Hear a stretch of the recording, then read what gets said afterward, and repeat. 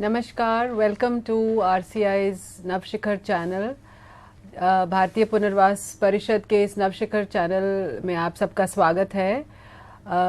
आज हमारा टेलीकॉन्फ्रेंस शुरू करने से पहले, जैसे कि हम लास्ट 2 दिन से आपको दिखा रहे हैं, क्योंकि 3 दिसंबर वर्ल्ड डिसेबिलिटी डे था, तो हमारे अध्यक्ष मेजर जनरल इयन कार्डोजो का जो रिकॉर्डेड मैसेज है वो हम आपको सुनाएंगे। पहले उसके ऊपर ज़रूर गौर कीजिएगा, उसके बाद हम अपना प्रोग्राम शुरू करेंगे। तो लीजिए हमारे चेयरमैन का मैसेज पहले आप सुन लीजिए। On behalf of the Rehabilitation Council of India, on World Disability Day, I take this opportunity to send our greetings to all persons with disability, their parents, their carers, government and non-government organizations and all institutions working for the good of persons who are disabled. As we are aware, India today seems to be on the threshold of powering itself into becoming very soon a developed country. This cannot happen unless all persons of this great country are included in this great movement. Amongst these people are the marginalized, and part of them are persons who are disabled. And therefore, it would be nice if parents, carers, and persons working for the disabled move forward to make persons who are disabled capable, confident, and empowered to take their place, their rightful place in society. Although 60 years have passed since India has attained independence, I feel sad to see that persons who are disabled are not fully integrated into society. Yes, we have come a long way, but there is still a long way to go. The attitude of people and society towards persons who are disabled need to change. They need to accept persons who are disabled as part and parcel of their everyday lives. The rights of persons who are disabled need to be protected by the able-bodied, and persons who are disabled need to be given an opportunity to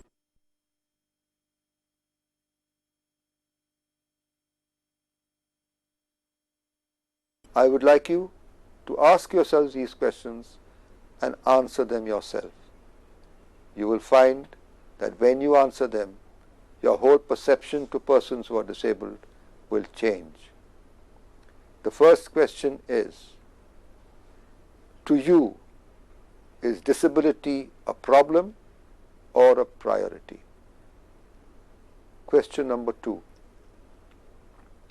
To you, is the destiny of the disabled a matter of choice or a matter of chance? And the last question is, in this whole issue of persons who are disabled, are you going to be an instrument of change? Thank you for listening. I once again convey our greetings from all of us here in the Rehabilitation Council of India. May God bless all of you and your endeavors to make the world a better place for persons who are disabled. Thank you. Welcome back. आपने सुना हमारे chairman का जो message था, उसमें 3 मुद्दे उन्होंने उठाए। एक तो बात की उन्होंने कि whether persons destiny of persons with disability is a matter of choice or is it a matter of chance.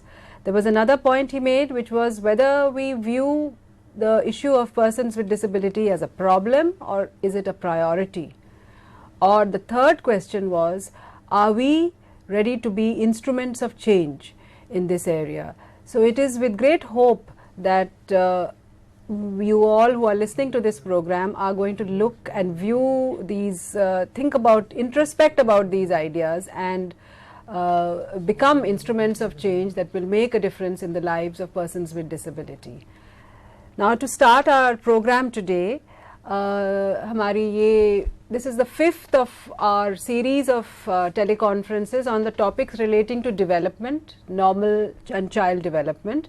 And today we have with us in our studios Dr. Preeti Joshi, who is here from Lady Irwin College, and she will be dealing with the topic of social and emotional development and factors relating to this. Dr. Preeti Joshi has almost 20 years of experience in teaching and is from the Lady Irwin College, from the Department of Human Development and Child Studies.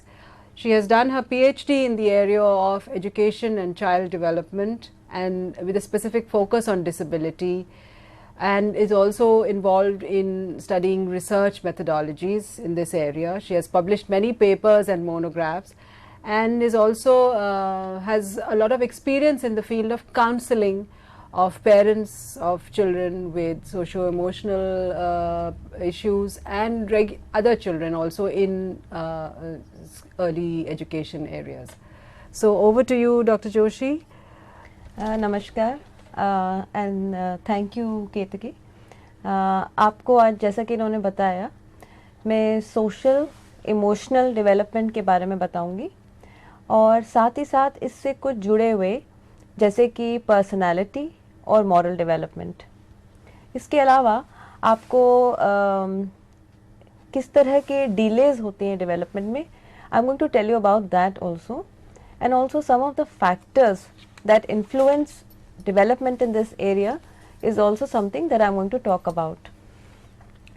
जैसा कि आप देखेंगे ये पहली slide में ये आपको introduce कराएगा इस एरिया को. आप देखेंगे कुछ बच्चे हंस रहे हैं, आपस में जुड़े भी हुए हैं.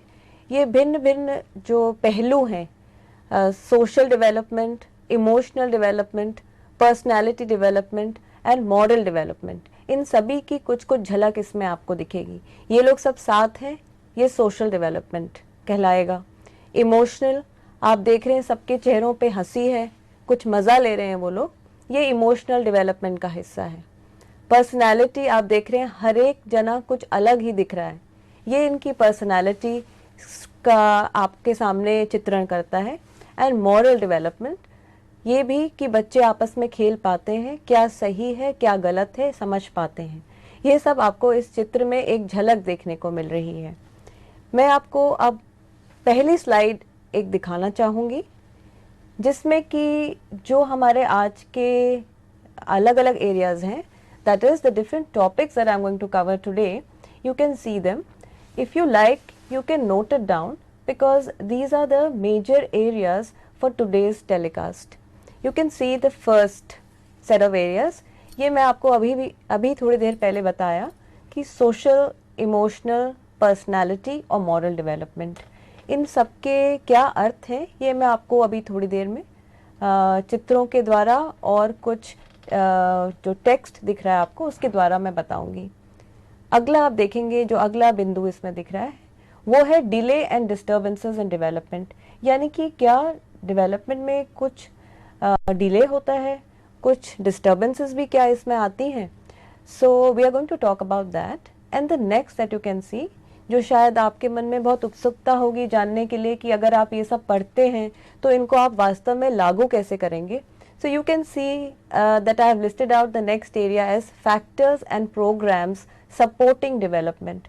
आप अगर अपना सिलेबस देखें तो शायद उसमें शब्द सपोर्टिंग नहीं लिखा होगा, शायद एक्सेलरेटिंग लिखा होगा, बट यहाँ कहने का मतलब ये है कि कौन सी चीज़ इन सबको सहारा देती है. हम केवल उसको बढ़ावा ही नहीं देना चाहते, उसको सपोर्ट करना चाहते हैं. तो इसलिए ये शब्द का खास तौर से यहाँ पे प्रयोग किया गया है.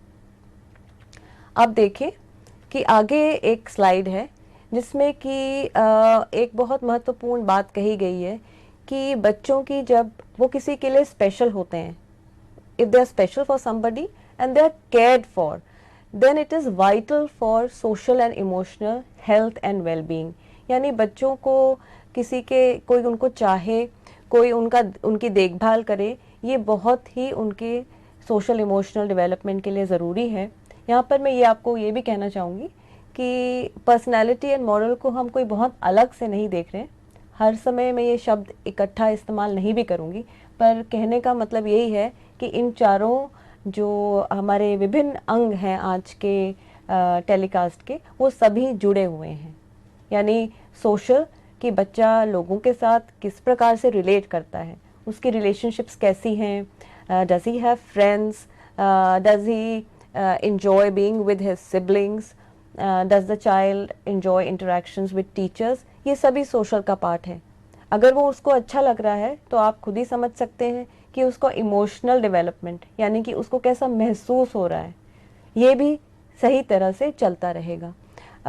यहाँ पर मैं ये कहना चाहूँगी कि अगर आपके लिए ये टर्म्स कुछ नहीं है तो सोशल को सामाजिक विकास भी कहा जाता है, इमोशनल को नैतिक, पर्सनालिटी को वैयक्तिक या उस व्यक्ति का विकास, और मॉरल नैतिक। शायद इमोशनल मैंने नैतिक कह दिया, वो संवेगात्मक विकास है। तो ये चारों ही को हम देखेंगे। अब आप इन चित्रों में देखिए जो स्लाइड में दिखाए हुए हैं, ये देख के लगता है भाई बहन है, तो बहन ने मेहंदी लगाई है, वो कुछ उसके चेहरे पे भी हंसी है, वो खुश हो रही है। दूसरे चित्र में आप देखेंगे कि शायद 3 जनरेशन्स के लोग एक साथ खड़े हैं, नानी, उनकी बेटी और उनका बच्चा। तो ये सब दिखाता है इस पूरे जो आज की टेलीकास्ट है कि ये रिलेशनशिप्स और इमोशंस, पर्सनालिटी और मॉरल डेवलपमेंट के बारे में है। ये देखिए अगली slide.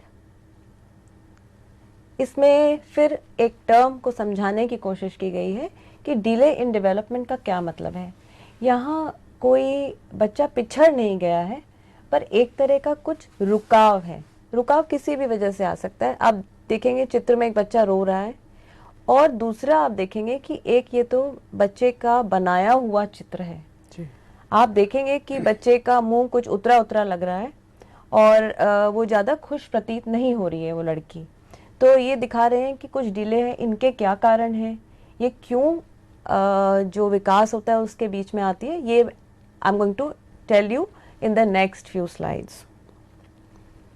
Another slide that I would like you to see, because it's important that you have a look at the slides, and please, if you want, do note down something. You can even note down something about the pictures. You will note that the title of the slide is Factors and Programs Supporting Development. You will notice that there is a picture of children kind of standing around the globe and holding hands, again to emphasize that this whole topic is related to relationships and being together. And you then see a child playing with his toys, and look what the child has made.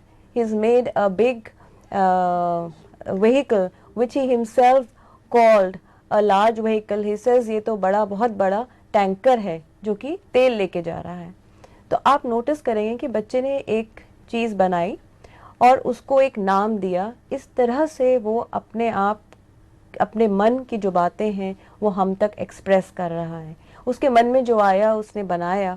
ये जो आज का हमारा topic है उसका ही एक पहलू है। या तो आप इसको उसके पर्सनालिटी डेवलपमेंट में कह लीजिए कि वो सीख रहा है, वो अपनी इच्छाएं देख रहा है और अपना इंटरेस्ट समझ रहा है। और आप इमोशनल भी देख सकते हैं कि उसको जो मन किया उसने बनाया, और जो नाम देना चाहा उसने उसको दिया। तो इन सब को देखते हुए एक बात बहुत ज़रूरी जो मैं कहना चाहूँगी कि जो पर्सनल, सोशल, इमोशनल डेवलपमेंट जो है वो बच्चों के ज़िंदगी का एक बहुत महत्वपूर्ण पहलू है। It is also very important to tell you that it gives them the best opportunity for success in all the other areas of learning. It's not just that we are talking about social, emotional, personality and moral development, although we are going to limit ourselves to this, but I want to emphasize that it affects learning also. In the last few days, you must have seen a telecast on cognitive development. Ji. You know, although these areas seem different and compartmentalized, but you know, there is a very strong connection between how you develop as a person and what you are as a learner. So therefore this area holds a lot of importance for us. Ji. Now let me go back to social development, because I would like to give you some of the key features in this area. Now as you can see, it is about relationships. आप देखेंगे कि यहाँ पर 3 चित्र हैं.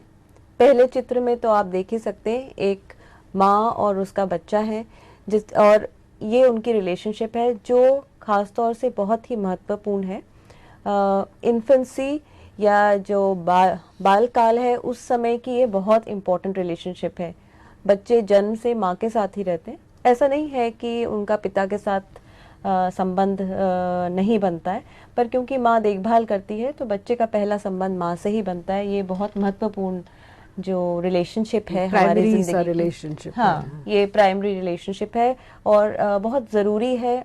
अधिकतर सभी जगह, सभी देशों में, सभी कल्चर्स में माँ के साथ ही एक बहुत इंटीमेट बच्चे का संबंध बनता है. तो इसलिए ये मैं आपको चित्र दिखा रही हूँ. तो पहला जो मेंबर फैमिली का, to which a child forms relationship is the mother. So she is the first member, and now this relationship will begin to form after the first 2-3 months more strongly with the father. अगर घर में बच्चे और हैं तो उनसे भी relationship बनने लगेगी.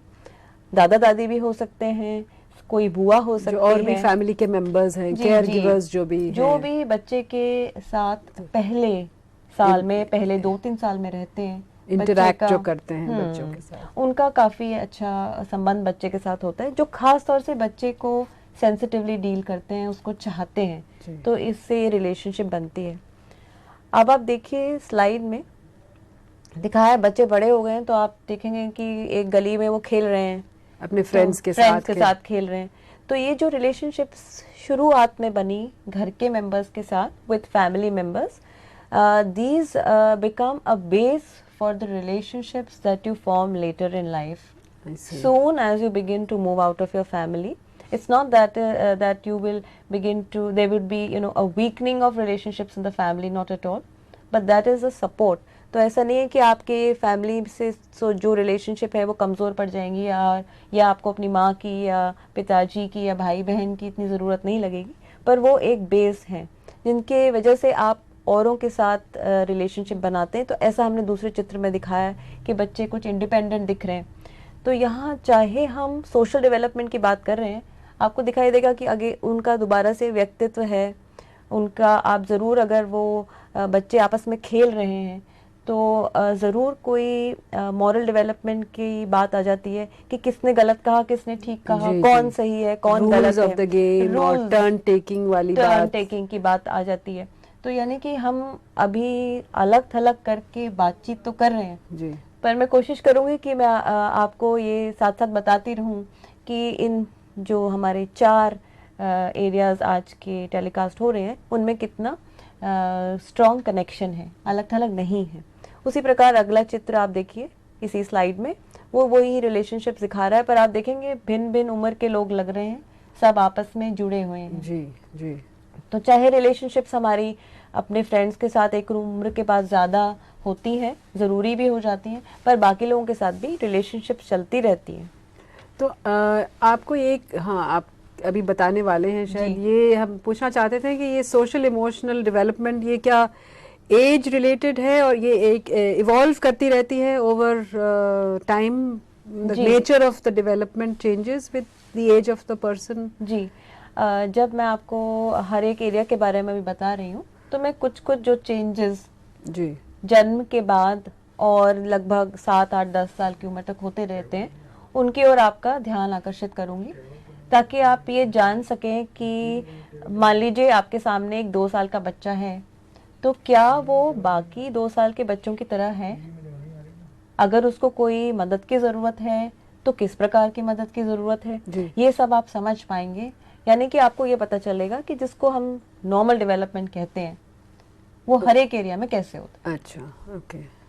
देखिए अब आपके सामने जो स्लाइड मैं दिखा रही हूँ, इसमें अभी हम सोशल डेवलपमेंट की बात जारी रखते हुए I am trying to show you that there is a connection between age and the stage of development. You may notice that in the first column I say the age birth to 1 year, यानी पहला साल, उस समय किस प्रकार की relationships हमारी होती है। आप नोटिस करेंगे वहाँ लिखा है attachment to parents, that is a child forms attachment to parents. जो उसका ये संबंध बनता है वो एक बहुत पक्की नींव है आगे के लिए, ना केवल और लोगों के साथ रिलेशनशिप के लिए, पर उसके emotional development, personality development, moral development, और यहाँ तक कि जैसा मैंने आपको पहले कहा, ये उसके कॉग्निटिव डेवलपमेंट के लिए भी बहुत ज़रूरी है। फिर आप देखेंगे अगले जो उम्र लिखी हुई है, यानी 1 साल से 1.5 साल के बीच में, उस समय बच्चा कुछ इंडिपेंडेंस हासिल कर लेता है माँ बाप से, और उसका अपना खुद का भी डेवलपमेंट होने लगता है। तो वो अब हर समय माँ बाप के पास ही नहीं रहेगा, उनकी गोद ही नहीं चाहेगा, क्योंकि want to explore a little ji, bit ji. around environment को थोड़ा बिल्कुल। एक्सप्लोर करना शुरू करेगा बच्चा। जी, जैसा आप कह रही हैं कि वो एक्सप्लोर करेगा, इसका मतलब ये भी है कि बच्चा थोड़ा बहुत चलने फिरने लग गया है। जी। तो आप जानते हैं 1 साल के बच्चे चल फिर लेते हैं, जी तो उनकी इंडिपेंडेंस इसकी वजह से भी होती है। तो जब वो इधर उधर चीज़ों को उठाते हैं, देखते हैं, तो ना केवल वो चीज़ों को समझते हैं, पर वो अपने आप को भी समझने लगते हैं। उसके बाद अगली स्टेज जैसा कि स्लाइड में दिखाई गई है कि बच्चा 2.5 साल की उम्र से 7 साल की उम्र के बीच में उसके नया डेवलपमेंट क्या होता है। What has been listed is that the child will form relationship with peers, यानी कि जो उसके हम उम्र बच्चे हैं उनके साथ, teachers and neighbors. In this category we can include all the other people with whom the child makes contact in this stage. The child is now ready to form relationships with others.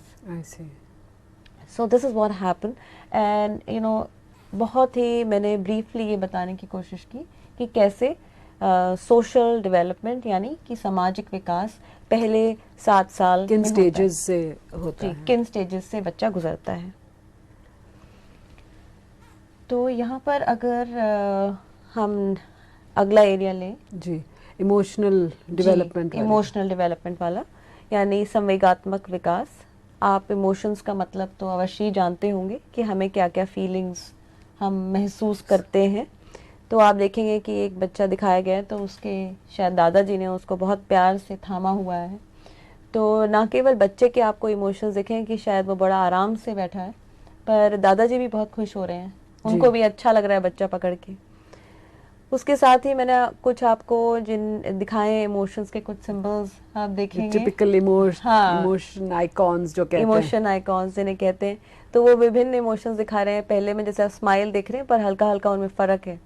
तो बच्चे ये भी पहचानने लगते हैं। इससे हमें थोड़ा ध्यान भी रहता है कि इमोशंस का मतलब यही है, इसीलिए उनको इमोशन के आइकन्स बोला जाता है।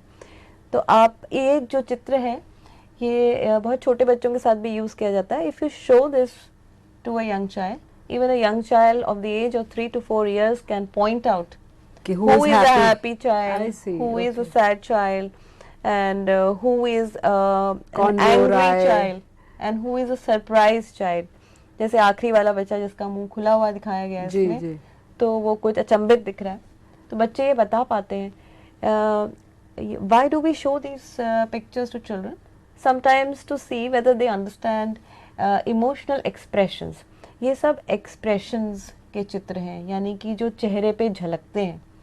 और बच्चों के लिए बड़ा ज़रूरी होता है कि वो इमोशंस को पहचाने, क्योंकि अगर माँ अगर तीसरे नंबर या दूसरे नंबर का चेहरा बनाएगी, तो बच्चा समझ जाता है कि अच्छा, ये मैंने जो काम किया वो ठीक नहीं है। हाँ, so they get to know, they get a feedback कि हमने गलत काम किया, या mother is happy or whatever. Yeah, yes, whether the mother is happy, it's unhappy. a response to their action. Yeah, so you see, the idea is here that all the time we may not be in a position to tell a child don't do this and don't do that, or you have been good, or your behavior is good. The child must pick up things from our expressions.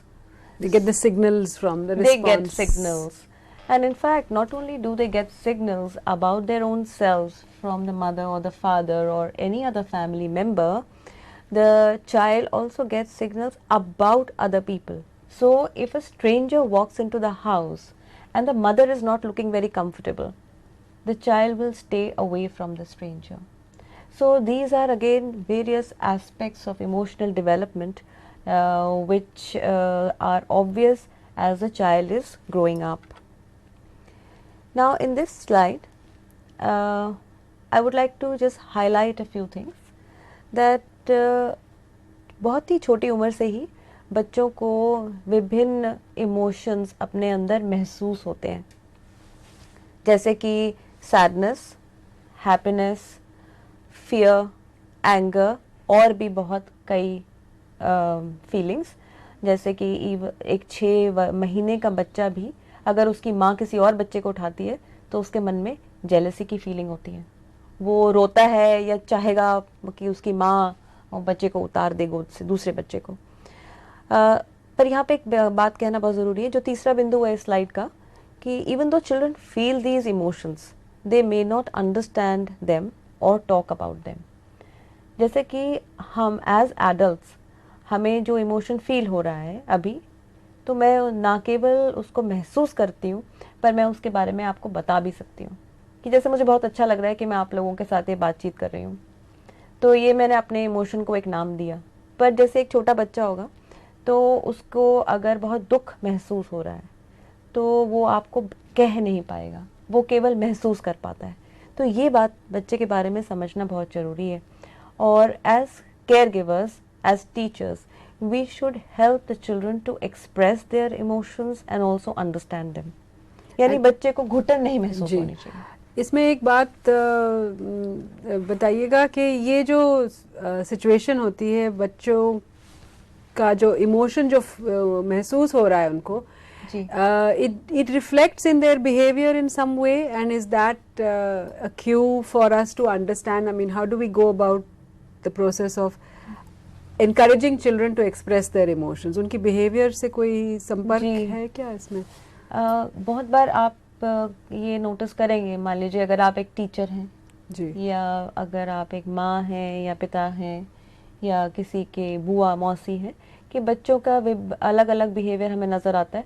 आप देखेंगे जैसा बच्चा आपका रोज़मर्रा behave कर रहा है, पर आप एक दिन देखेंगे कि वो थोड़ा सैड लग रहा है या कुछ गुस्से में दिख रहा है जी, पर वो आपसे कुछ कह नहीं रहा, तो ये एक इंडिकेशन है कि उसके मन में कुछ चल रहा है जिसकी वजह से उसको ऐसा महसूस हो रहा है। तो आप उससे बातचीत कर सकते हैं। और भी एक तरीका है, मान लीजिए कुछ खेलने के लिए दीजिए, जैसे कि रंग और पेपर। बच्चा अगर मन में गुस्सा भरा है तो उसको निकालने की कोशिश करेगा, शायद वो रंग को ही तोड़ फोड़ दे या तो जो बनाता है उसमें कुछ उसकी रिफ्लेक्शन भी हो सकती है, उसमें भी उसका गुस्सा झलक सकता है। या वो जिस तरह से बनाता है कि वो रंग को इतनी जोर से घिसेगा that he is able to release his anger. I see.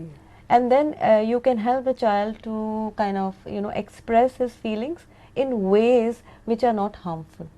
अधिकतर डर हमारा नेगेटिव इमोशंस, जिन्हें कि हम कई बार एंगर को समझते हैं जी, कि वो एक नेगेटिव इमोशन है, फ्रस्ट्रेशन, क्योंकि हो सकता है बच्चा कुछ तोड़फोड़ करे या किसी बच्चे को ही चांटा लगा दे, जी, जी, तो जिसकी वजह से उसकी रिलेशनशिप्स कैन गेट स्पॉइल्ड और the child will be hit back and he will learn ways of interacting which are not very positive, not acceptable in normal society. Exactly, these are not acceptable. So I think at that time it is extremely important to channel or help the child to express emotions in socially acceptable ways. But do you think that the social environment plays a role in emotional development? जी, absolutely. अगर आप चाहें, एक मेरी slide जो अगली है उसमें ध्यान दें, तो जो पहला बिंदु है उसमें लिखा हुआ कि one of the most important messages that caregivers can give to children is that their feelings are okay. यानी बच्चों को जो महसूस हो रहा है वो ठीक है, ये मैसेज हमें एज केयर गिवर्स बच्चों को देते रहना चाहिए। अक्सर हमारी आदत होती है that when a child is crying the first thing we will say stop crying, बस चुप हो जाओ, पहले चुप हो जाओ। बट उस समय हमारा रोल ये होना चाहिए कि हम बच्चों को थोड़ी देर रोने दें, क्योंकि उनके अंदर रोना भरा हुआ है, तो यानी कुछ ऐसी भावना होगी जिसकी वजह से वो रो रहे हैं। तो ये जरूरी है। So this is very important point that you have made actually, because it's a reflex, natural reflex even for mothers to try and stop the child from crying the moment they start they cry. तो ये जानना बहुत ज़रूरी है कि थोड़ा उनको वो निकालना है अपने सिस्टम से वो इमोशन जो भी वो महसूस हो रहा है बच्चे। और आपके सवाल का जो एक दूसरा पहलू है कि क्या हमारा आसपास का जो एनवायरनमेंट है वो हमारे इमोशंस पे असर डालता है। बिल्कुल, हम बाहर से ही सीखते हैं कि कैसे हम अपने इमोशंस को कंट्रोल करें। जैसे कि एक बच्चे की तो मन करता है कि वो एक दूसरे बच्चे को चांटा लगा दे, वो जाके लगा तो देता है, पर उसको बाहर से ही बताया जाता है कि ये तरीका नहीं है, अगर किसी ने तुम्हारे साथ गलत काम किया है तो आके मुझे बताओ, मैं उस बच्चे को समझाऊंगी, या उस बच्चे को आप प्यार से बात करके समझाओ आपको क्या चाहिए। तो हर समय हर पल जो हमारा सामाजिक वातावरण है और जो बाकी उसमें लोग हैं वो हमारे इमोशंस को बदलने में और हमें अलग तरह के इमोशंस जो कि शायद हमारे लिए अधिक अच्छा हो फील करना, हमें अधिकतर सिखाते रहते हैं। अब इसी स्लाइड जो मैं आपको दिखा रही थी, इसमें जो दूसरा बिंदु लिखा है कि it is easy to let children talk about their feelings when they are happy and proud. यानी बच्चा बहुत खुश है अगर, और वो खुश खुश आपके पास आता है तो वो बड़ी खुशी से आपसे बातें करेगा, सब कुछ जाहिर करेगा। तो एक खुश बच्चे को अपनी खुशी जाहिर करना और शब्दों में कहना आसान है। प्राइड इसलिए लिखा है, मान लीजिए बच्चे ने कोई इनाम जीता है, he's won the first prize in school, he'll be very excited and would love to share it with his mother, his father and his siblings. जी। पर अगर बच्चे ने स्कूल में डांट खाई है और अगर उसको किसी ने बुरी तरह छेड़ दिया है या उसको किसी बात का बुरा लग गया है, तो जो तीसरा पॉइंट इस स्लाइड में लिखा है आप देखेंगे, so when children are feeling angry और सैड दे बिकम क्वाइट और विथड्रॉन। यानी कि हम जब बच्चे को चुप चुप और कुछ अकेला देखें तो हमें अवश्य पता करना चाहिए कि कारण क्या है, क्योंकि उस समय बच्चे को अपनी फीलिंग्स हमारे साथ शेयर करना इतना आसान नहीं है। यानी कि जो नेगेटिव फीलिंग्स है जैसे कि सैडनेस या फियर या स्कूल में इंसल्टेड फील करना, it is not easy for a child to share it with others. Is it because they cannot express what exactly they are feeling? They're still learning to sort of tell what is going on in their minds. It's just a unhappiness that they are feeling, but they cannot explain why.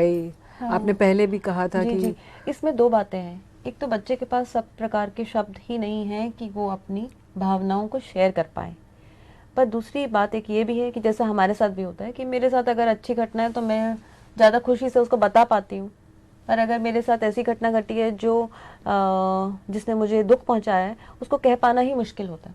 तो हमारे लिए as caregivers, as teachers, as parents ये ज़रूरी है कि हम बच्चे को उसकी जो भावनाएं हैं जिसमें कि दुख या उसको बुरा फील होना वो बता पाए। हमें एक ऐसा एटमॉस्फेयर क्रिएट करना पड़ेगा जिसकी वजह से बच्चे को आसानी हो, वो छुपाए ना, क्योंकि जितना वो छुपाएगा उतना वो अलग होता चला जाएगा। सो इसीलिए इसमें जो चौथा पॉइंट लिखा है कि let them talk about their feelings and help them to understand them, you will be helping children to deal with difficult emotions. अब जो मैं अगली स्लाइड में आपको दिखाने वाली हूँ, इसमें एक जो तरीका हम आमतौर से यूज़ करते हैं, as you know that I am from the background of human development and childhood studies, and it's when we are interacting with children, it's not very easy to just tell them okay talk about your feelings. हम अगर एक बच्चे से कहें कि आप अपनी भावना के बारे में हमसे बातें करो तो वो तो समझ भी नहीं पाएगा। यानी कि मैं आपसे भी कहूँ तो आप सोचेंगे मैं क्या बताऊँ। तो बच्चों के लिए एक बहुत जो तरीका इस्तेमाल हम करते हैं, बहुत सफल भी रहता है, वो है जो इस स्लाइड में दिखाया गया है, children draw and tell. Okay, यानी कि बच्चों के चित्रों से ही हमें उनकी भावनाओं के बारे में बहुत सरलता से मालूम चलता है।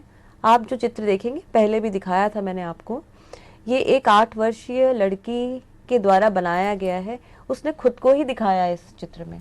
The girl has drawn herself, and if you see the face is looking sad, but if you just look above in the picture there is an upside down rainbow. Now this upside down rainbow, it's really a very significant message. आपने rainbows तो देखे ही होंगे, वो तो इसके उल्टा होते हैं, ऐसा नहीं रहते, और रेनबोज एक खुशी का सिंबल है वैसे तो, मतलब रेनबो देख के सभी लोग बहुत खुश होते हैं और रंग बिरंगा रहता है, पर उसने उसको उल्टा बनाया, यानी कि वो अपनी सैडनेस को दिखाना चाह रही है ये लड़की। It's really very interesting that a child can express their emotions in such symbolic manner. ये आपकी experience भी शायद बताती होगी जी, आपको जी. कि they are able to use symbols like आपने जैसे दिखाया ये inverted rainbow जो है, जी. हम नॉर्मली हम सोच नहीं पाते हैं कि ऐसे हाँ. शायद क्यूज मिले भी हमें ऐसे बिल्कुल. ड्राइंग ये से. तो बच्चों के ड्राइंग में बहुत नेचुरली होता है कि वो सिंबल्स ऐसे यूज करते हैं. कुछ सिंबल्स हम लोग इंटरप्रेट भी करते हैं कि हम उसमें मीनिंग ढूंढने की कोशिश करते हैं कि बच्चे ने आखिरकार रेनबो उल्टा बनाया ही क्यों. तो उसका वो उसके साथ कुछ मैच भी कर रहा है उसके इमोशंस हाँ के इमोशंस के साथ, या बच्चे को लगता ही होगा कि ये रेनबो ऐसा है. तो हम देखने की कोशिश करते हैं, और इसमें एडल्ट्स का रोल बहुत ज़रूरी है कि वो बच्चे को आराम से बैठ के ड्रॉ करने दें. ये नहीं कि उसको कहें कि बड़े सुंदर ही चित्र बनाने हैं, क्योंकि यहाँ चित्र तो उसकी भावनाओं की झलक दिखा रहे हैं. आप देखेंगे, मैं इसके बारे में आपको बताऊं, ये लड़की का जैसे और आगे देखा गया तो उसको देख के लगता है कि उसकी हैप्पीनेस उसके वर्ल्ड में नहीं है. और ये लड़की जो है, she has been in a household where there is a lot of domestic violence. Okay. कुछ माता पिता के बीच में लड़ाई तनाव झगड़ा रहा है. है, तनाव रहा है, और जिसकी वजह से ये उसके चित्र में झलका है. अगर हम ये उससे पूछें कि आपके घर में क्या हुआ, आपको क्यों ऐसा लग रहा है, तो ये ना तो सही होगा, क्योंकि जी. उसके ऊपर असर भी पड़ सकता है, और ना ही वो बता पाएगी. तो अगला चित्र देखिए यहाँ पर. ये भी एक चित्र है बच्चे ने बनाया हुआ, जो कि अपना बहुत बुरा सपना दिखा रहा है. यानी बच्चा सुबह उठा और बहुत दुखी और कुछ भयभीत था. तो उसकी टीचर ने जब उसको पाया कि वो बच्चा इस तरह से कुछ लग रहा है स्कूल में, दुखी दुखी और अकेला, तो उसने उसको प्यार से बिठाया, कुछ कागज़ कुछ रंग दिए. बच्चे ने खुद ही चयन किया है काले रंग का, और आप देखेंगे कि उसने कैसा एक चित्र बनाया है. तो बातचीत में टीचर को पता चला कि बच्चे को कोई बुरा सपना दिखा था जो उसके मन में बैठा हुआ था. Okay, this is really interesting and it's really revealing that it can be used to reflect ji. the child's emotions so clearly. और ये क्या है कि ये एक साधन हो जाता है, क्रेयॉन और पेपर, जिसके थ्रू बच्चा वो बातें जो वो शब्दों में नहीं कह पाता, वो इसके माध्यम से कह पाता ड्राइंग है. के माध्यम से जी, जी. समझा सकता है. आप अगर ड्राइंग को दोबारा देखें स्लाइड पे, तो आप पाएंगे कि ये कोई चित्र बहुत सुंदर नहीं है. जी. जैसे कि हम कई बारी बच्चों के जो असुंदर चित्र होते हैं उनको नकार देते हैं. We are not too happy with drawings which don't look beautiful. But they also have a message, an important message. Yeah, we should not be looking at pretty drawings or drawings which look perfect by adult standards. We have to see what is it that a child is expressing. आप अगर उस drawing को एक बार फिर देखें, मुझे ये महत्वपूर्ण लगता है बताना, क्योंकि आप देखेंगे कि इसमें कोई खास बात नहीं है. अगर आपको इसके पीछे छुपी भावनाएं, यानी what are the expressions, what are the emotions that the child has gone through, if you are not aware of it, you may not even look at the drawing again. But if you now see it with this view, that focus, that the child drew it is expressing something, then you can understand how significant the drawing is. Absolutely. So with that we move on to the next area, and that is personality development of children. आप अगर slide में देखें तो यहाँ कुछ points दिए हुए हैं, कुछ महत्वपूर्ण पॉइंट्स. पहला आपको पर्सनालिटी का मतलब बताता है, यानी personality is the sum total of behaviours, attitudes, beliefs and values that are characteristic of an individual. अगर इसको दोबारा से कहा जाए, यानी कि जो कुछ हम हैं वही हमारी पर्सनालिटी है. यानी जो हमारे बिहेवियर्स दिखते हैं, जो कि हमारे एटीट्यूड्स हैं, यानी हम क्या धारणाएं रखते हैं, क्या बिलीव्स हैं हमारे मन में, और किन चीज़ों को हम महत्वपूर्ण समझते हैं, ये सब मिलाकर ही हमारी पर्सनालिटी का हिस्सा है. यही हमारी पर्सनालिटी है. एक महत्वपूर्ण पॉइंट जो स्लाइड में आपको दिख रहा है कि our personality traits determine how we adjust to our environment and how we react. इससे ये मतलब है कि जिस प्रकार के व्यक्ति हम हैं, तो उसी के हिसाब से हमारा एडजस्टमेंट होता है. पर्सनालिटी हमारी अलग अलग है, यानी कि कई लोग बहुत, जिसको कहा जाता है जॉली नेचर के होते हैं, वो इजीली सबके साथ रिलेशनशिप्स बनाते हैं. some people are more quiet and reserved. So these words that I'm using, quiet, reserved, jolly, cheerful, these are all different words which relate to our personality. So our relationships depend on the kind of person we are.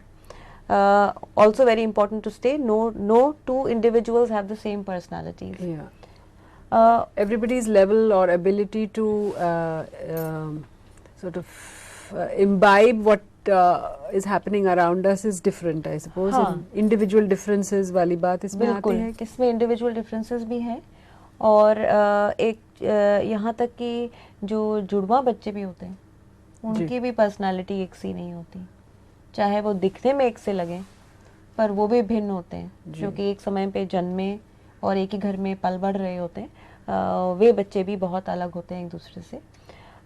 इसमें एक ज़रूरी बात है कि जो माता पिता हैं और टीचर्स हैं वो हर एक बच्चे के व्यक्तित्व को रिस्पेक्ट करें. I mean, they should not want that the child should become a person who is always very cheerful or is very outgoing, because there is a tendency for parents to want their child to be an extrovert.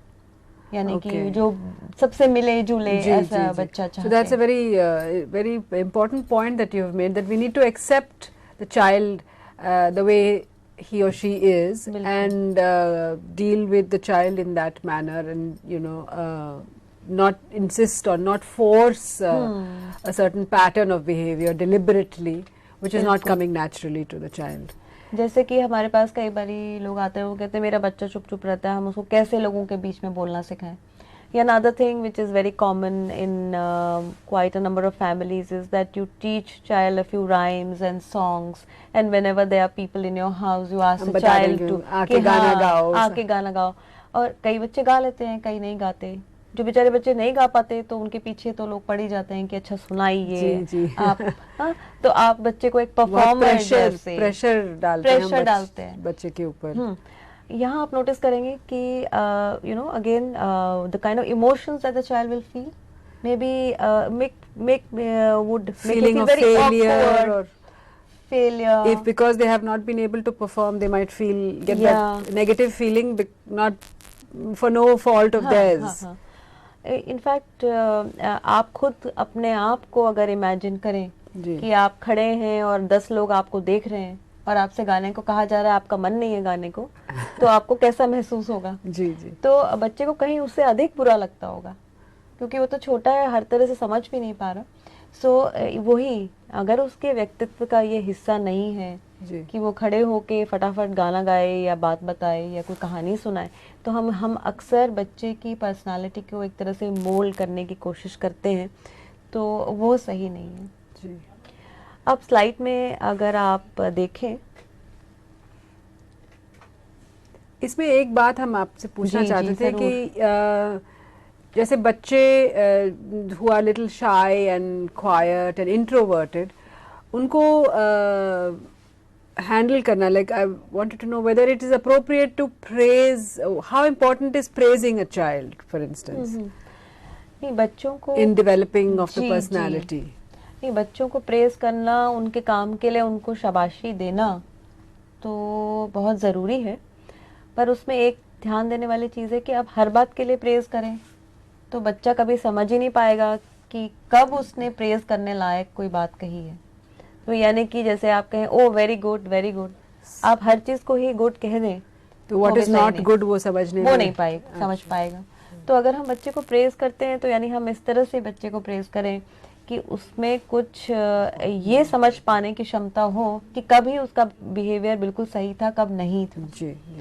तो ये ज़रूरी है, but it's important to praise children, and sometimes you can praise in a way which also gives them an idea of where they exactly stand, you know.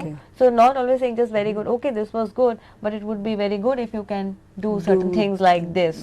It's also to better to guide the child as you are praising the child. So this is what we feel. Now going back to that slide again,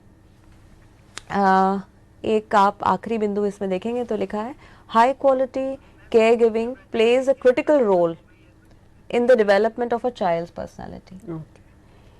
यानी कि high quality care giving का क्या मतलब है? अभी जो हमने एक डिस्कशन किया कि बच्चे ये को हम प्रेजिंग वाली बात जो प्रेज आपने करें कि नहीं, दूसरा बच्चे को किसी खास तरह का व्यक्ति बनने के लिए मजबूर करें या पुश करें कि नहीं, यही सब बातें इससे जुड़ी हैं। यानी हाई क्वालिटी केयर गिविंग कैसी होगी?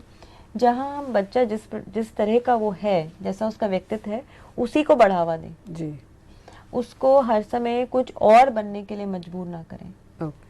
तो ये मतलब है। और दूसरा ये भी है कि हम बच्चे को रिस्पेक्ट करें, यानी कि अगर वो क्वाइट बच्चा है तो हम उससे क्यों चाहें कि वो हर समय बोलता रहे।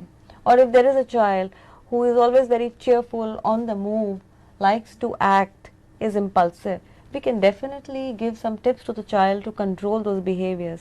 But why should we want that child to become a child जो कि चुपचाप बैठा है, जी जी। पढ़ता ही चला जा रहा है? तो इस तरह की हमारे मन में एक बैलेंस हमको बिल्कुल। रखनी है, so that we bring out the best of the child in the बिल्कुल ओवरऑल सही। Sort of perspective. जी। जी। एक बात हम अपने दर्शकों को बताना चाहते हैं कि if it's okay with you, वो हमें प्रश्न भी पूछ सकते हैं। दे कैन कॉल इन जी। And ask us. हमारा स्टूडियो का टेलीफोन नंबर आपकी टीवी स्क्रीन में बीच बीच में स्क्रॉल हम करे जा रहे हैं, वैसे आप नोट कर लीजिए। आप हमें 0112651111 और 265111613 पे फ़ोन कर सकते हैं, और आप हमें फैक्स भी कर सकते हैं। हमारा फैक्स नंबर है 265111609। We can continue the discussion. अभी तक जो हमने बात करी वो 3 एरियाज अभी तक हमने डिस्कस किए। एक तो सोशल डेवलपमेंट, जी एक इमोशनल डेवलपमेंट और एक पर्सनालिटी डेवलपमेंट। जी। तो अब जो अगला हमारा एरिया है वो है मॉरल डेवलपमेंट। यानी कि जैसा कि आप देखेंगे पहली स्लाइड में कि it refers to conduct an attitude towards other people in society. यानी कि हम दूसरों के लोगों के साथ हमारा बर्ताव कैसा है, और या हम किसी इशू के बारे में कैसे सोचते हैं, या किसी खास बात को हम ठीक समझते हैं या गलत, इन सब को ही हम मॉरल डेवलपमेंट या नैतिक विकास के अंतर्गत समझने की कोशिश करेंगे। जहाँ तक बच्चों का सवाल है, वहाँ पर we are describing their ability to distinguish right from wrong. Okay. यानी कि क्या सही है क्या गलत है, यह मॉरल डेवलपमेंट के अंदर आता है, खास तौर से बच्चों के संबंध में। जी। यानी जो बच्चा एक काम करता है तो खुद ही समझ पाए कि मैंने ठीक किया है कि नहीं, या सही एक्शन क्या होगा वो ये ले पाए, ये मॉरल डेवलपमेंट में आता है बच्चों के संबंध में। Now moral development is a concern for both parent and teacher.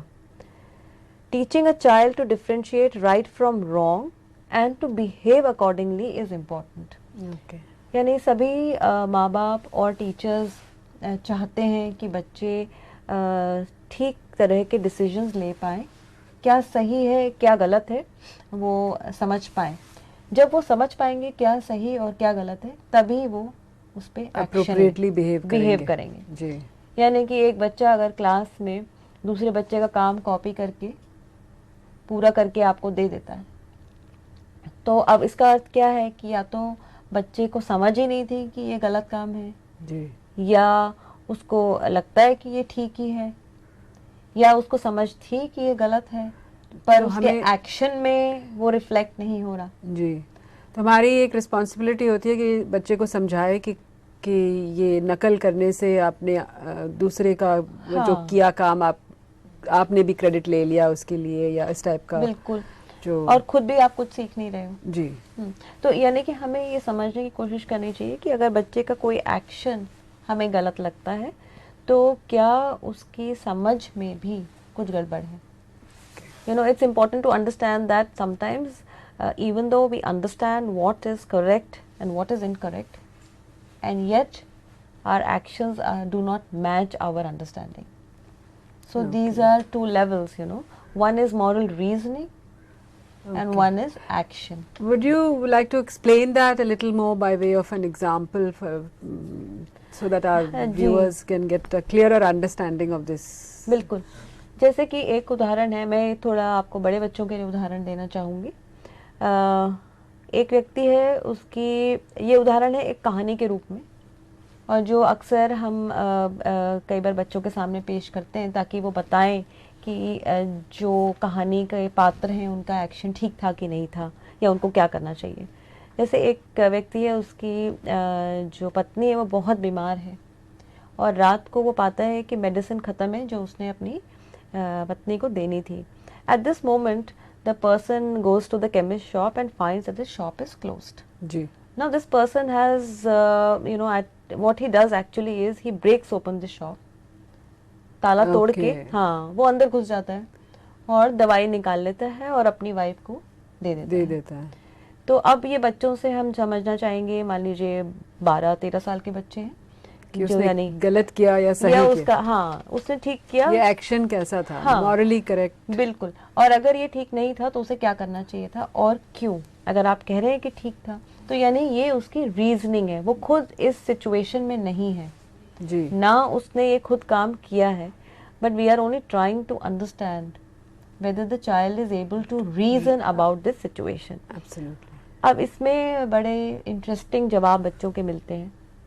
जैसे कि एक बच्चे ने कहा कि उसने बिल्कुल ठीक किया, मैं उसकी जगह तो होता तो ऐसा ही करता, क्योंकि यहाँ पर जान बचाना ज़्यादा ज़रूरी था, और वो तो जो उसने दुकान तोड़ी है, ताला तोड़ा है या नुकसान किया है, वो अगले दिन जाके पूरा भी कर सकता है, वो उसको समझा सकता है केमिस्ट को कि मैंने ऐसा क्यों किया। पर कई बच्चे ये भी जवाब देते हैं कि उसे किसी हालत में ऐसा नहीं करना चाहिए था। तो हर एक के रीजंस अलग अलग होते हैं, तो यानी ये रीजनिंग की बात है। जी। It's important to encourage the child to think and reason बिल्कुल। this out and see the sort of consequences and understand ji. what the priorities were. And बिल्कुल, यानी जो आपने बात कही कि ये ज़रूरी है, in fact what is happening in many schools in some of the western countries is that they are trying to impart moral education through discussions and reasoning about such situations and stories I see. where issues related to faith, honesty, sincerity, corruption are brought up. I see. It's not that, as if the child will get an experience, but he will at least begin to reason from a very young age about some of these concerns. These concerns which in course of time they will have to deal with. Yes. That's true. Because, कई बारी moral development के ऊपर stories होती हैं, जिनके stories का अंत ऐसा होता है जिसमें कि हमें कोई मॉरल लेसन मिलता है। जी, moral science, moral of the story जो हम हाँ, सुनते जिसको रहते मॉरल ऑफ द स्टोरी कहते हैं, उससे उसका कोई खास फायदा नहीं होता, क्योंकि उसमें एक बना बनाया जवाब कहानी के अंत में ही होता है, जी, जो जी। कि आपको वही सीखना है, क्योंकि वही पॉजिटिव है कहानी के हिसाब से। जहाँ डिस्कशन होता है, जहाँ डिबेट और डिस्कशन बिल्कुल, होती है, बिल्कुल। वहाँ तरह तरह के जी। व्यू पॉइंट्स भी हर तरह के व्यू पॉइंट्स निकल के आते हैं। बच्चे ये भी समझ पाते हैं कि मेरी ही क्लास का, मेरी ही उम्र का एक बच्चा ये कह रहा है, तो उनको वो बात ज़्यादा समझ में भी आती है, वो अप्लाई भी करते हैं अपने ऊपर, अपनी धारणाएं बदलते हैं। जी। उनकी रीजनिंग इसी प्रकार से एडवांस होती है, जी। यानी कि वो मॉरल डेवलपमेंट की एक अधिक एडवांस स्टेज, यानी अगली स्टेज में पहुंच सकते हैं। अब स्लाइड में आप देखेंगे कि मॉरल डेवलपमेंट की इम्पोर्टेंस क्या है। आखिरी बिंदु जैसे लिखा गया है कि the rise in crime, drug and alcohol abuse, gang violence and suicide has also caused a rise in concern over morality and moral development. जैसा कि सभी लोग अपनी बातों में दर्शाते हैं, वरी भी दिखाते हैं कि आजकल ज़माना ऐसा बदल गया है। जी। ये सब चीज़ें जो कि पहले बहुत कम सुनाई पड़ती थी, अब बहुत आजकल आम आम हो सी हो गई गई है। जी। यानी कि जैसे कि बताया गया कि ड्रग का यूज़, शराब का सेवन या धूम्रपान करना, क्राइम, जैसे अभी ही कुछ समय पहले हमारे घर के पास किसी गाड़ी बाहर खड़ी थी, तो कांच तोड़ के म्यूज़िक सिस्टम चोरी कर लिया गया, और 2 लोगों ने देखा भी कि वो 2 छोटे ही बच्चे थे, यानी 12-15 उम्र की साल की उम्र के बच्चे। इससे बहुत कंसर्न लोगों के मन में होता है, यानी वहाँ उनको चोरी का इतना बुरा नहीं लगा नेबरहुड में, बुरा इस बात का लगा कि ये क्यों ऐसा हो रहा है। जी। तो इस प्रकार की घटनाएं पूरे वर्ल्ड में ही बढ़ गई हैं।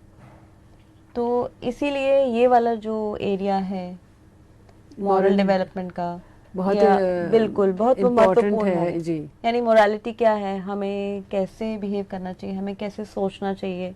मान लो कोई हमें नहीं देख रहा तो क्या हम गलत काम कर लें, जी। या केवल पकड़े ही जाना गलत काम का सबूत है। तो इस तरह के बहुत जो महत्वपूर्ण सवाल हैं वो मॉरल डेवलपमेंट के एरिया से ही जुड़े हैं। And these form the moral development plays an important role in foundation of a sort of even the character of the society as a whole also. बिल्कुल। और बहुत ही छोटी उम्र से बच्चे के साथ अगर हम रीज़न करें, जी। उसको समझाएं, ऐसा हमें नहीं मानना चाहिए कि बच्चा समझता नहीं है। तो मान लीजिए बच्चा कोई एक ऐसी चीज़ करता है जो आपको नापसंद हो या आप उसको गलत समझती हैं, तो आप उसको समझा सकते हैं। कोई भी उम्र को हम बहुत कम नहीं मानते कि बच्चे को समझाने के लिए, यानी समझाया जा सकता है। तो बच्चे को कुछ इस प्रकार से, जैसे मान लीजिए एक बच्चा जानबूझ के किसी का पर्स खोल के कुछ निकाल लेता है, 3 वर्ष का बच्चा है, तो आप उसको समझा सकते हैं कि अगर मैं आपकी चीज़ लूँ तो आपको कैसा लगेगा। जी जी। और अगर आपके भाई बहन की कोई ऐसी चीज़ ले ले तो आपको कैसा लगेगा। ये पहले कदम है रीजनिंग के लिए कि बच्चा खुद समझ पाए और वो ये एक्शन ना ले, वो चीज़ को इतनी वैल्यू दे ही ना कि उसको चीज़ की ज़रूरत महसूस हो। तो बहुत छोटेपन से ही इसकी नींव रखी जा सकती है। तो अगली स्लाइड में कुछ स्टेजेस बताई गई हैं मॉरल डेवलपमेंट की। स्लाइड में अगर आप देखेंगे तो जो पहला बिंदु है उसमें जो उम्र बता रखी है 1 से 2 वर्ष और आखिरी बिंदु 16 वर्ष तक। तो 16 वर्ष के बाद तो जैसे एडल्ट्स में होता है वही उसी तरह के प्रिंसिपल्स हैं जो बच्चे यूज़ करने लगते हैं। तो ये स्टेजेस मैंने इसलिए दिए क्योंकि ये इस एरिया की बहुत सिग्निफिकेंस है, इम्पोर्टेंट है, और हर एक उम्र के जो यहाँ कुछ पहलू लिखे हुए हैं। It's like a milestone kind of a thing in the area of moral development. हाँ, माइलस्टोन्स कह लीजिए या आप इनको कह लीजिए कि कुछ उम्र से जुड़े हुए बच्चों के रीज़न करने या एक्ट करने के क्या तरीके हैं। Okay. तो वो यहाँ पे लिस्ट एक तरह से दी हुई है, आप चाहें तो इसको लिख भी सकते हैं, क्योंकि बहुत लोगों के मन में ये सवाल रहता है कि बच्चों को क्या मॉरल डेवलपमेंट या मोरालिटी की समझ है। तो हम सोचते हैं कि अगर उन्होंने गलत काम किया तो उनको शायद पीट के ही हम समझा सकते हैं या कुछ पनिशमेंट देके ही समझा सकते हैं। Tendency to deal with these things like that primarily. तो यहाँ आप देखेंगे कि पहले 2 साल में बच्चे दूसरों को तब मदद करते हैं when they are upset by offering physical comfort। जैसे कि अगर उनको कुछ फिजिकल कंफर्ट चाहिए वो तभी किसी को हेल्प कर पाते हैं, उनको इसके अधिक समझ में नहीं आता, इससे अधिक ज़्यादा कुछ समझ में नहीं आता। तो पहले 2 साल में वो हेल्प तभी करते हैं किसी को। अगर उनको ना दिख रहा हो कि किसी को फिजिकल डिस्कम्फर्ट नहीं है तो वो हेल्प नहीं करेंगे। बाद की उम्र में 2 से 3 साल में they begin to show guilt for bad behaviour, यानी उनके मन में ही उनको खुद बुरा लगता है अगर उन्होंने कुछ गलत काम किया होगा, उनको उस समय बुरा लगता है। अब फिर देखेंगे उसके बाद अगली 3 से 6 साल में वो तब कोई एक्शन लेते हैं जब उनको कोई अपना फ़ायदा लगता है या वो किसी पनिशमेंट से बचना चाहते हैं। तो ये थोड़ा थोड़ा मतलब चेंज आपको लगेगा पहले 2 वर्ष से 2 से 3 और 3 से 6 के बीच में। यानी बच्चों को अगर आप डराएंगे कि मैं आपको पनिश करूंगी अगर आप ऐसे काम नहीं करेंगे तो वो आपकी बात समझ सकते हैं, क्योंकि वो उसी तरह की उम्र में अभी है। अगर आप कहेंगे कि देखिए अगर आपने काम कर लिया तो मैं आपको टीवी देखने दूंगी, तो उनके अंदर उनके कोई भी रिवॉर्ड, मैं टॉफी दूंगी या आपको आइसक्रीम मिलेगी, आप एग्जाम में अच्छा करो तो मैं आपको एक कंप्यूटर गेम ले के दूंगी। तो इस तरह से बच्चों को प्रलोभन भी दिए जा सकते हैं और वो करते भी हैं, पर इसकी बहुत आदत नहीं डालनी चाहिए। पर बच्चे खुद इस उम्र में इसी स्टेज में होते हैं कि वो तभी एक्शन लेते हैं जब कोई रिवॉर्ड या पनिशमेंट वो को अवॉइड करना चाहते हैं। So these kind of techniques of changing or shaping behavior are appropriate at that age. बिल्कुल। तो 3 से 6 साल के बच्चों को आप ये रिवॉर्ड और पनिशमेंट अवॉइडेंस जिस आपने जैसे दिखाया है ये हम कर सकते हैं, but when the child grows a little older we need to We need change to our shift. Techniques so that यानी कि 3 से 6 के बीच में हम ये करें तो फिर भी सही है। बाद में अगर हम ये करते रहेंगे तो बच्चों को हम यही आदत डालेंगे कि कोई काम तभी ठीक है जब उसका कोई इनाम मिलेगा, जी तो वो बात सही नहीं होगी। 7 से 10 की उम्र में आप देखेंगे स्लाइड में बताया हुआ है कि children's actions depend on what others will think, and you know this is something very common, although children think like this between 7 to 10 years, many adults also think like this. yes absolutely You know, their actions are governed by the opinions of other people. So if we don't have this kind of an even what will somebody say, ऐसा तो नहीं होना चाहिए क्योंकि लोग क्या कहेंगे, it's a very common thing, but this is this kind of moral reasoning and action that we take upon them is characteristic of children in the age 7 to 10 years. and we should normally grow beyond that, ideally We must speaking. grow beyond that. And how does that happen? Only when we engage with children. जब हम बच्चों के साथ बातचीत करते हैं, उनको आगे बढ़ने के लिए कुछ समझाते हैं, दिखाते हैं, तभी उनकी ग्रोथ होती है। जी 10 से 16 के बीच में आप देखेंगे स्लाइड में बताया गया, जजेस चिल्ड्रन जज other people according to intentions. यानी कि अब आप नोटिस करेंगे कि बच्चा एक अलग स्टेज में पहुंच गया है।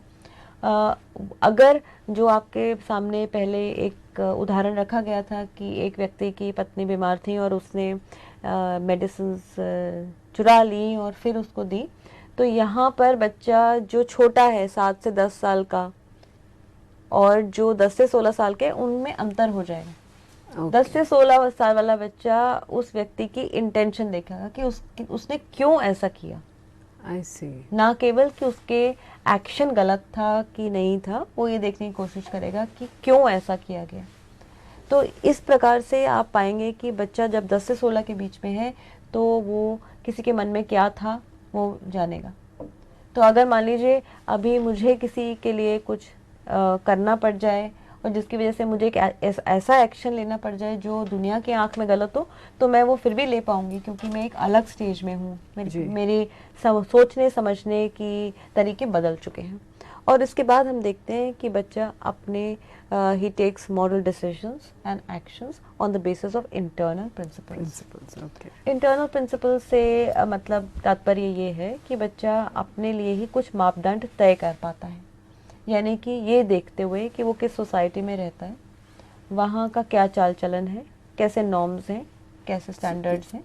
It's like a coming together of all the earlier sort of बिल्कुल processes. हाँ, पहले जो शुरू से बच्चे ने सीखा कि ऐसा करना गलत है, तो पहले बच्चा उसको गलत इसलिए मानता है क्योंकि लोग उसको गलत कहते हैं, पर धीरे धीरे वो ये समझने लगता है कि कई चीज़ें अपने आप में ही गलत हैं, कोई गलत माने या ना माने। जैसे कि बच्चा सोचता है कि पहले जब मैं पकड़ा जाऊंगा तभी मेरा काम गलत होगा, बाद में वो समझने लगता है कि काम तो गलत ही है चाहे मैं पकड़ा जाऊं या ना जाऊं। जी जी, अगर मेरे जो एक्शन है मुझे उसके लिए कोई रिवॉर्ड नहीं मिला, पर मैं खुद तय कर पाऊंगी कि मेरा एक्शन अच्छा था, मुझे अब उसके रिवॉर्ड की ज़रूरत नहीं है, तो मुझे इसकी ज़रूरत नहीं लगती कि लोग ताली बजाएं या मुझे स्टेज में खड़ा करके प्राइज़ दें या सबके सामने बोलें कि इनका काम बहुत अच्छा था। मेरे मन के अंदर ही 16 वर्ष के बाद से अपने लिए ही क्या सही है क्या गलत है, कन्विक्शन आ जाती है। जी, तो हम हर एक एक्शन को अपने इंटरनल प्रिंसिपल्स जो कि हमने सीखे घर में ही, माता पिता के साथ, टीचर्स में से, स्कूल में, नेबरहुड में, बच्चों के साथ खेलते हुए, किताबें पढ़ते हुए, फिल्म्स देखते हुए, चारों तरफ से ही हम सीखते हैं। हमारे एनवायरनमेंट से ये जो इनपुट्स हमें मिलती रहती हैं उसके बेसिस पे बिल्कुल हमारे एनवायरनमेंट का तो बहुत ही बड़ा रोल है। हमें क्या मैसेजेस दिए गए हैं, इस उम्र तक आते आते हम अपने मन में ये सब धारणाएं बना सकते हैं, फिर हमारे ये मापदंड अपने अंदर होते हैं, चाहे इनमें से बहुत सारे मापदंड हमने बाहर से ही लिए हैं, बट हम इंटरनलाइज कर लेते हैं। हाँ, वो हमारे मन का हिस्सा बन जाते हैं, हमारी माइंड का हिस्सा बन जाते हैं। और इन सब चीज़ों का देखिए, मॉरल डेवलपमेंट तो है इसका टॉपिक, पर आप पाएंगे कि इसका हमारा कॉग्निटिव डेवलपमेंट या मानसिक विकास से भी जुड़ाव है, संपर्क है। बिल्कुल बिल्कुल। इसका हमारा एसोसिएशन बहुत स्ट्रॉन्ग है कि हम किसी चीज़ को किस नज़र से देखते हैं, हमारा मानसिक विकास कैसा है, उससे और इसके बीच में कनेक्शन है। जिन थियोरिस्ट के बारे में शायद आपको कुछ 2-3 टेलीकास्ट में बताया होगा, जैसे पियाजे का नाम अगर आप जानते हैं, हमने हाँ, डिस्कस तो किया है थोड़ा बहुत। या कोलबर्ग एक है काफ़ी, जिनका नाम है मॉरल डेवलपमेंट के एरिया में, पियाजे का भी है, इनका भी, दोनों का ही जो एक एरिया रहा है कॉग्निटिव डेवलपमेंट रहा है, और उन्होंने इसके साथ मॉरल डेवलपमेंट को जोड़ा है जी। मैं एक और बात यहाँ बताना चाहूँगी कि मॉरल डेवलपमेंट सामाजिक विकास से भी जुड़ा है। ये तो सामाजिक विकास का एक सॉर्ट ऑफ बेसिस और एक यूनिट होगा। Individual, every individual who has a moral, the right moral values, together we form is reflected in how the society conducts itself. And also when we talked about social relationships of a child, we talked about relationship with the mother, the father, siblings, teachers, other children, neighborhood. It is during these interactions with others that we begin to develop an understanding of morality. I see. So we can clearly say that there is an important sort of effect of all the various people who first within the family, the mother, the father, and as you said rightly Abhi, and then the people who the child interacts with, whether it is at school or is it in the playground, or even when the child goes to the marketplace, और जो घर में सब्जी वाला आता है उनके साथ कैसे व्यवहार होता है, कैसे हम हैंडल करते हैं, किस तरह से, हर तरह का एक जो environmental effect हमारा आता है, इस shapes our all these aspects of our development. जी, आपने बिल्कुल ठीक कहा, पर उसको हर समय उदाहरण मिलते रहते हैं बच्चे को, और इन्हीं सभी कॉन्टेक्स्ट में, फैमिली के साथ, नेबर्स के साथ, with relatives, with say in a marketplace or wherever the child goes, the child is able to see his or her own actions, see reactions of other people. Ji. Because if you do something which somebody thinks is incorrect, it is going to be pointed to you, maybe directly or indirectly. So you begin to take decisions, you begin to develop an understanding of your interactions, your own understandings, your own actions, and you begin to judge yourself.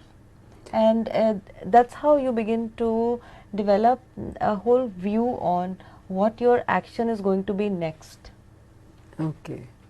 So these are very important contexts, and we can clearly see that moral development is closely connected with various aspects of growing up in different contexts with different people. So therefore, although we are discussing social, emotional, personality and moral development separately, but these are all linked. Very closely linked. Yes. It's all closely linked. And why we separate it? Because it's easy for us to study, to understand a child when we have an understanding of all these concepts separately. Ji. But when we are looking at a child, it's the whole child. It's very important कि बच्चा तो bring all these elements in. हाँ, तो हमें समझ पाना चाहिए कि मान लीजिए एक बच्चे की घर में रिलेशनशिप्स कुछ ठीक नहीं चल रही, तो कई बार पॉसिबल है कि वो ऐसे एक्शंस ले जिनको आप चोरी कहेंगे, आप उनको गलत काम कहेंगे, शायद वो स्मोक करे, शायद वो कुछ ऐसी कंपनी में पड़ जाए जहाँ बच्चे तोड़फोड़ करते हैं और छोटी मोटी चोरी करने लगते हैं। तो ये दोनों तो लिंक्ड हैं, तो ये एक समझ हमें एज केयर गिवर्स होनी चाहिए जी। उसी प्रकार एक बच्चा नाखुश है, भयभीत है, हो सकता है उसके भी एक्शंस वो ठीक तरह के जजमेंट ना ले पाए, तो ये भी बहुत ज़रूरी है हमें समझना कि ये सब चीज़ें आपस में लिंक्ड हैं।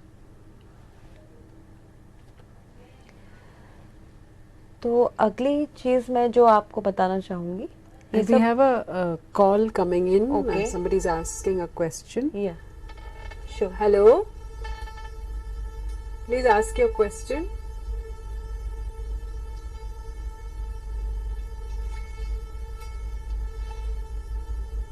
Hello. I think there's a technical problem. We can continue and Sure. When the question comes, we'll बिल्कुल। relate. जैसा कि मैं आपसे कह रही थी अभी कि हमने अभी जो अलग अलग पक्षों के बारे में This पढ़ा। is the question coming? Okay. We'll तो continue. जी ठीक है, मैं आपको ये बताना चाहूँगी कि अगला जो चीज़ बहुत महत्वपूर्ण है, हमने इतनी सब बातें करी, तो आप नेक्स्ट स्लाइड आप देखेंगे तो उसका टॉपिक है what is healthy social emotional and personality development. जी, this is what our goal should be, to develop healthy.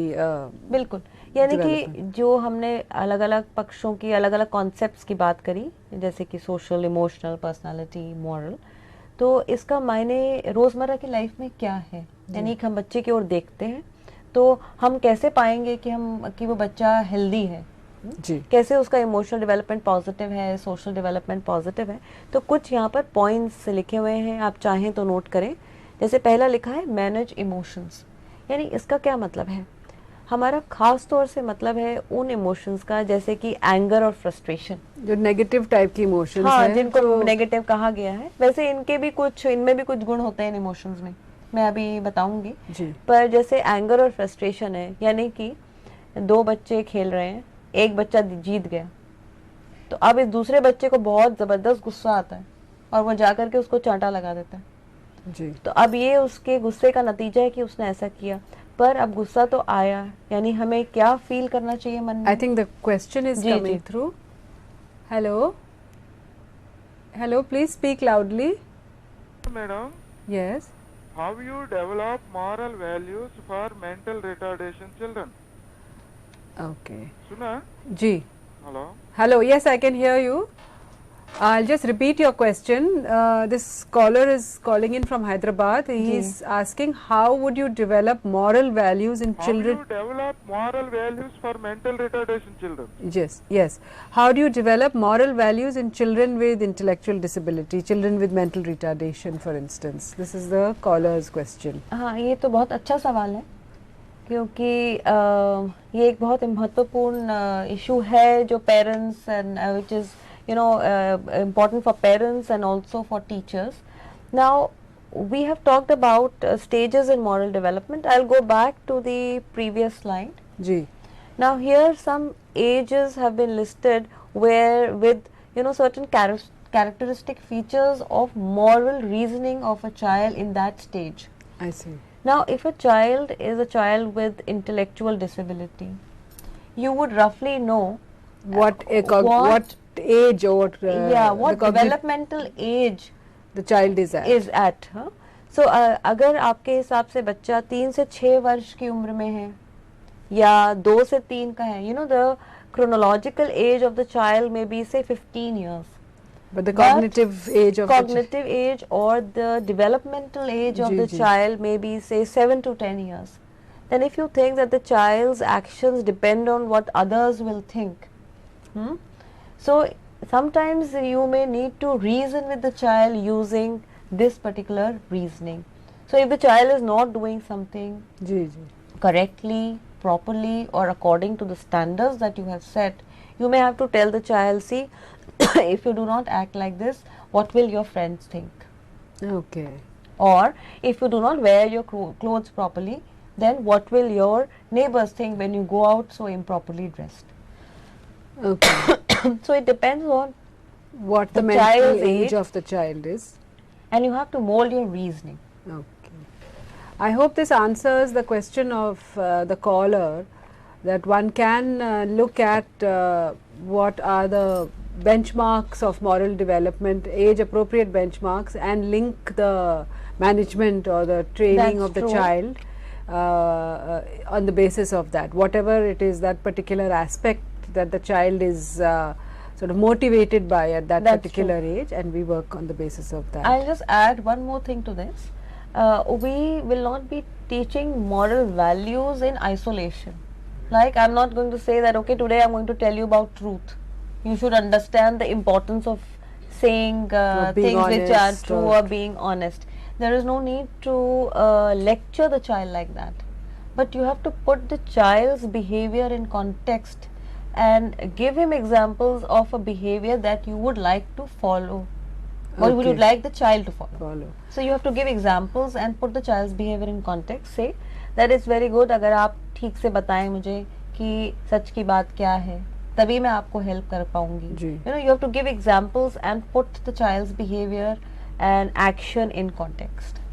And give examples and show a kind of positive behavior and show something that is sort of an ideal that the child can aspire to Bilkul. and copy or That's imitate a true. good behavior. Yeah. Now, it again, if the child is older, as far as his developmental level is concerned, say 16 plus years, so now we expect that the child will have some internal principles. Ji. So you can explain to the child that now, say if the child has done something incorrect, you can explain to the child that you can discuss with the child that what are the various issues involved, Ji. the pros and cons of the different behaviors. You know, all these things can be discussed with the child. So it depends on the developmental level of the child. Okay. We can go on. I hope that answers the question of the caller. If you wish to have any more clarifications, please call again. अभी हम जिस बात का discussion कर रहे थे वो इस स्लाइड पे मैं आपको दिखा रही थी. So the slide shows the first point as manage emotions. So since this is part of emotional development, it is very healthy that a child should be able to control emotions. That is what we are trying actually. So if I am feeling bored when my friend is sharing her experience, I should not yawn in her face. Ji. Okay. Now I'm just giving example from a different age group, not Yes. a very small child. Say a 12-year-old child will continue to appreciate by keeping an expression on her face which she is not actually feeling. This is also an example of managing emotions. So ये एक उदाहरण है जी. कि ये एक healthy development, जी. यानी जो मुझे महसूस हो रहा है वो मैं चट दिखाऊं ना, ये एक Okay. जरूरी है. The second point is relate to adults, parents, child care teachers. यानी the child should be able to relate because all our lives, you know, when we are growing up, say in a family or in a school, a neighborhood creche or a center, we are always interacting with adults. So this is an example of healthy development. Okay. Then we should be able to relate to peers. As we are growing up, we would be with friends. Appropriately to the adults and appropriately to the peers. Peers. So Children we are pick up some are- ways of behaving which Yes. are appropriate for interacting with an adult. Yes. And other times we will behave in a different way with peers. So I will address my peers. मेरे हम उम्र है उनको मैं तू कह के बात करूँगी, उनके साथ मजाक करूँगी. पर जो मेरी टीचर है उसके साथ आप कह के मैं बात जी, जी, करूँगी. हाँ. और मजाक और बातचीत का तरीका ही अलग होगा. उनको कुछ मैं अलग बात बताऊँगी. जी. शायद मैं उनकी, अगर मैं 10 साल की हूँ तो मैं उनकी गोद में नहीं बैठूंगी. पर मेरी सहेली अगर है तो हम झगड़ रहे हैं आपस में, एक दूसरे को मार पीट कर, तो वो एक पीयर रिलेशनशिप का हिस्सा है. यानी किसके साथ कैसा बिहेव करना है, ये हेल्दी सोशल, इमोशनल और पर्सनालिटी डेवलपमेंट का भाग है. उसी प्रकार फील गुड अबाउट देमसेल्व्स, यानी we should be happy with ourselves, we should be happy with our own personality. We should be happy because then it will help us to learn, to be curious, and we would want to take risks, feel safe when we are doing new tasks. And then distinguish between right and wrong. That is the aspect of moral development. Okay. So the various points on this slide actually give you say a sentence or so, or a phrase or so about various aspects and the outcomes as they relate to what is healthy social, emotional and personality development. So can we say that this is in a sense what model behavior is all about, that we are able to manage our emotions appropriately and control Right. negative emotions. We are able to relate to adults and peers in appropriate manner. Then we are able to be secure and feel confident and have some sort of Exactly. sense of security. And also of course this issue of being able to determine what is right and what is wrong, ये समझना बहुत ज़रूरी होता है. Yeah. Model behavior development. Exactly. Or and also this is a kind of, you know, a guideline Okay. for teachers and parents that Okay. what we expect in a child. Okay. On this note, we will take a very short break and come back to you, and we'll continue the discussion on social, emotional and moral development We'll be back in a few moments.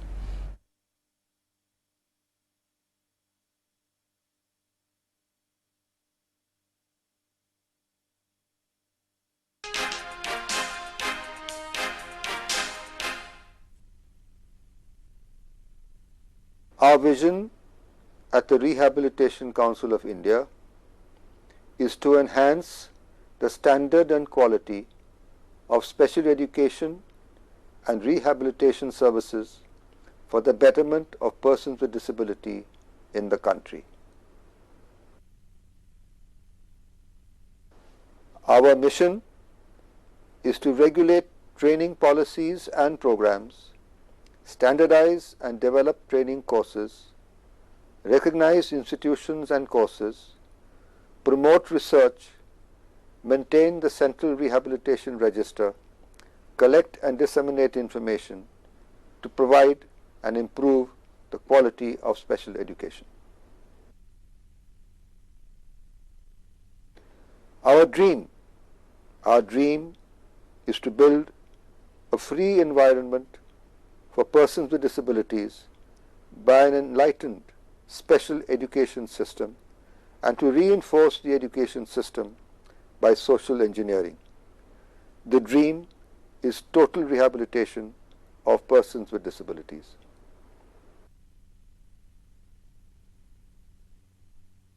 Its kind. We'll see you again tomorrow, same time, 2 o'clock in the afternoon. Thank you very much. Thank you. Thank you, ma'am. Thank you. Thank you.